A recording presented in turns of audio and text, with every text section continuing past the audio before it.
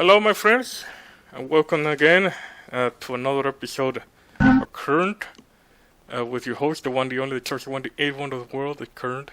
And today we are completing enhanced and improvised, completing this playthrough of Star Wars Shadows of the Empire. To me, the greatest Star Wars game not related to the original trilogy of all times. So without further ado, let's do this, complete this the right way. This is a remake of a video I did a few weeks ago, so we are gonna complete it with some commentary because one, the quality of that video was not that good, so I'm just gonna remake it so you guys can see a little bit better quality graphics and better lighting this time, with better audio from me. Because the last time I did this, I used my camcorder, which is very noisy one, and two, the lighting was not that good as I was expecting it to be, and also the quality of the video itself. I barely was able to see anything. So, yeah, it's a bit of a background of why you're watching this video again, because I want to make it complete now that I have my game capture back again. And I know I was rude for a reason with the Elgato, because I was told that that was supposed to be this top of the line quality game capture box or card. But it failed me. It failed me after 1 or 2 years of use. And it was not that intense of a use, so I kind of flabbergasted why it lasted so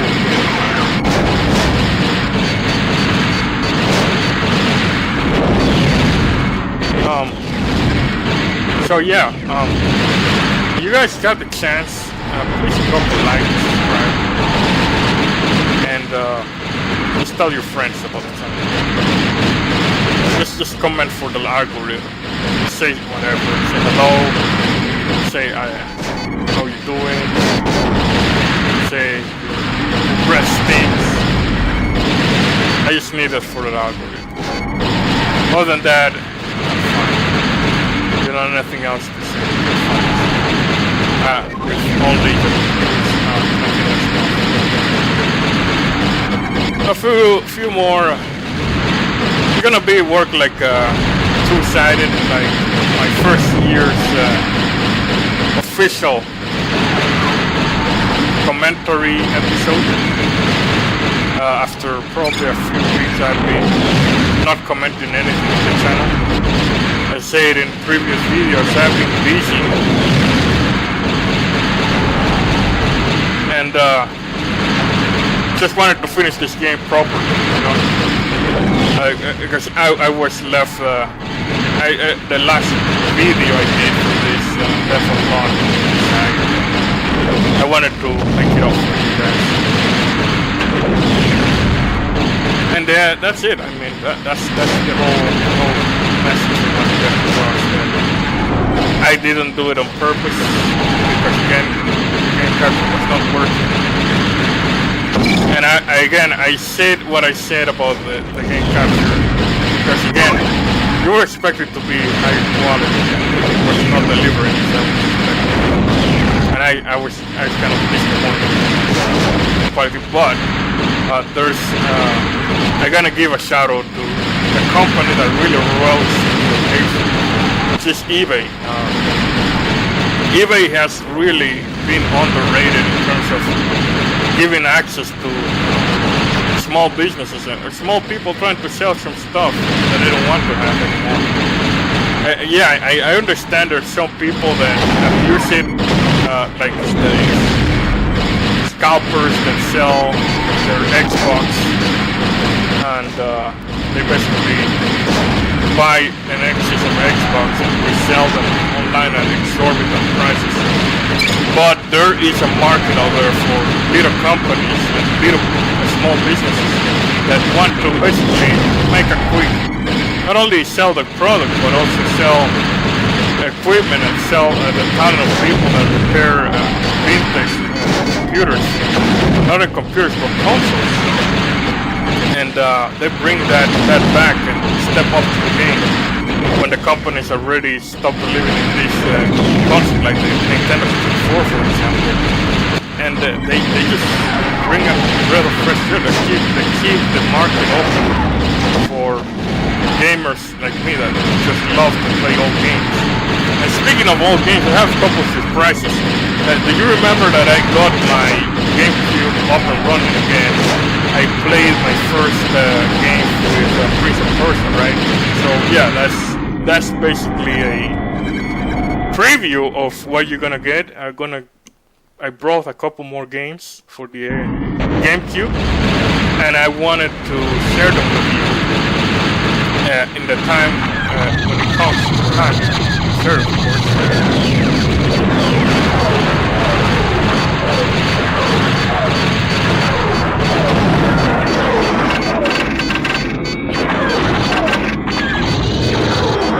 And that's what I want to get across. This is gonna be one of the many. I'm probably gonna let me see if I can buy a couple more games for also the Nintendo 64.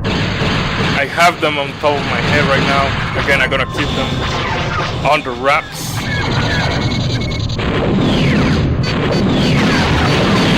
And I just want to make sure I share with you when the time comes.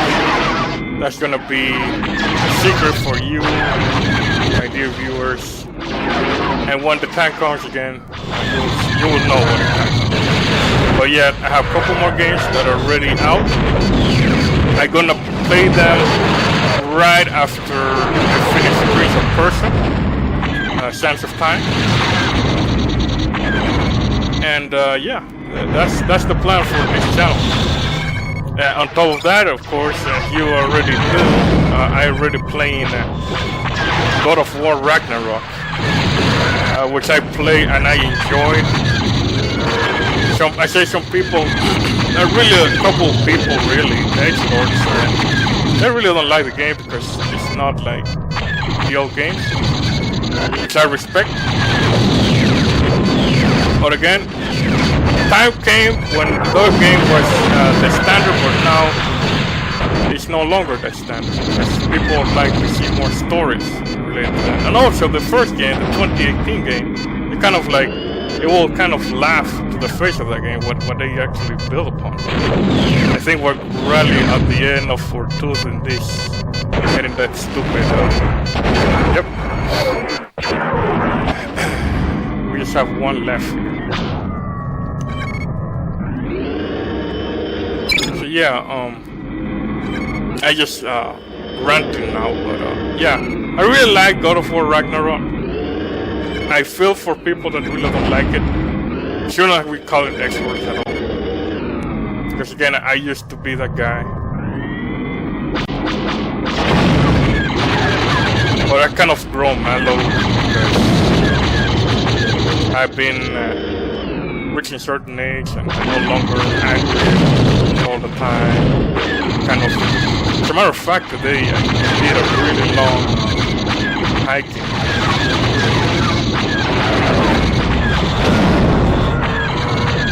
And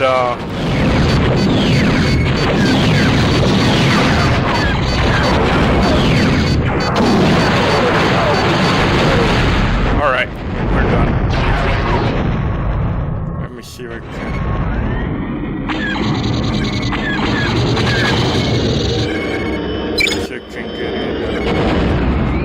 in a good angle here.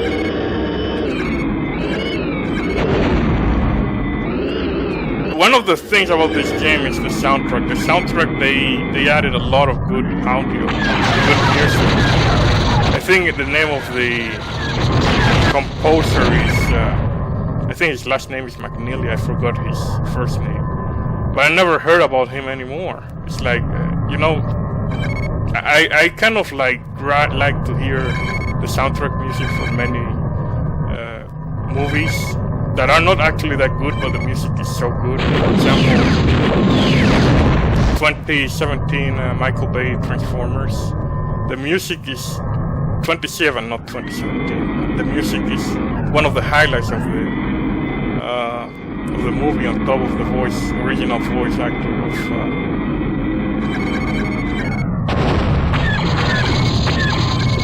Optimus Prime. And he and the music. I think the author for that music is Michael Jackson. I think his last name is. I think he also moved into the movie producer as well. I think he did Werewolf by Night. I think it's just a really nice small film, but I think the hype around it is because it's a Marvel film. People need to watch it, but in its own, on its own isolated by itself, I think it's a nice tribute to the old horror films, monster films, because it was basically all filmed on black and white.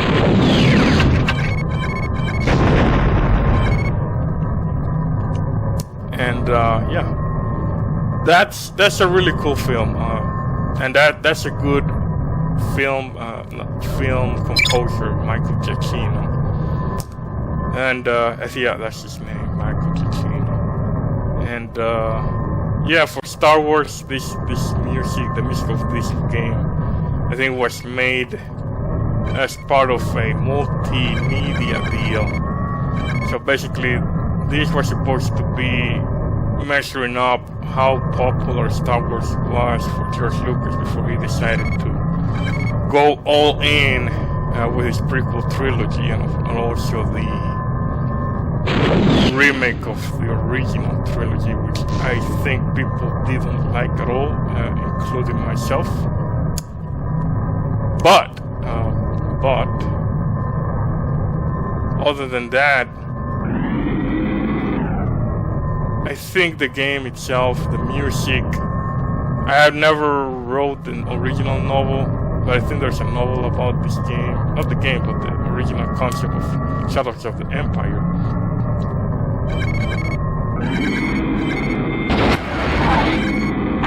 But, that's one of the films and movies and multimedia, one of the first viral type of projects before concept of viral was a thing, you know. That's how producers went viral, you know. It was kind of like a trend setting. Like it or not, I believe George Lucas had some things right, some things that he didn't work that well. The trilogy, the original trilogy, people will claim, with good reason, that all the project itself was originally made by his ex-wife, that he didn't have anything to do with it. But yeah, I think the original concept, the story itself, he kind of laid out, and the wife basically, unfortunately, the ex-wife, she remade a few scenes, not remade it, basically in editing side. She made it even more palpable. I don't know. But yeah, it is a weird story, and I kind of read about it. But again, I take it with a grain of salt. I'm like, I couldn't care less, because when I was a teen, the prequels came out, and yeah, I kind of very partial to the prequels. So I understand some of my school peers, schoolmates made fun of me because I like the prequels. And yeah, that was a really terrible year. Actually, one of the first years I noticed that growing up sucks, you know. There were many things you wanted to happen and never happened. And yeah, that was one of the examples of back in the day. And yeah, I still believe that is something that people just really don't like, and they wanna lash out at people that really like them or don't like them. I don't understand that concept of people liking or not liking stuff, but some people just take it to the extreme and make it. They cannot live without talking trash. I am one of the people that say, if you don't like it, go ahead and make something for yourself. And some people just don't understand that concept. I see many examples of that out there, and I see people making success stories out of it. One of them, I think, the Karate Kid, for example, they made people were talking trash about that after for good reason, and you have the TV show. It's one of my favorite TV shows, and I have seen many shows coming in and out, and they are awful. But there's something about Karate Kid, and they kind of get what Karate Kid was basically about. Is basically stop feeling bullied and stand up for yourself, and get somebody that can help you reach that goal. And that resonates strongly with me, and that's why I like it so much. Another example is probably Breaking Bad. It's not a concept that was done. Basically, it's not based on any franchise. So it was based all on basically on a script, and they developed the characters, and the actors developed the whole thing. So it was a group effort, pretty much. And that's what I'm saying, that many people just don't want to take chances. And sometimes it's because they don't have access to certain resources. And Breaking Bad probably is one of the examples. But also consider that Karate Kid, even though it was a big success story back in the 80s, it didn't resonate too much decades later, because they were doing it separated on their own, basically in their own universes, and the hype for karate kind of died off. But so basically, they understood what made the original Karate Kid so relatable, is that they went back to what it was, basically back to small cities, and instead of going all the way up to. So basically, the concept of, for example, Cobra Kai. Cobra Kai is one of the main characters, villains, and they basically build upon that and say, what if Karate Kid and Cobra Kai, the karate dojo from Mr. Miyagi, and Cobra Kai join forces? That's basically what resonates with me. They kind of make it a spin and make it work, Okay, enough talking. So I just gonna wait for we're already done with the credits, so I just gonna stop talking here. Thank you so much for watching, guys.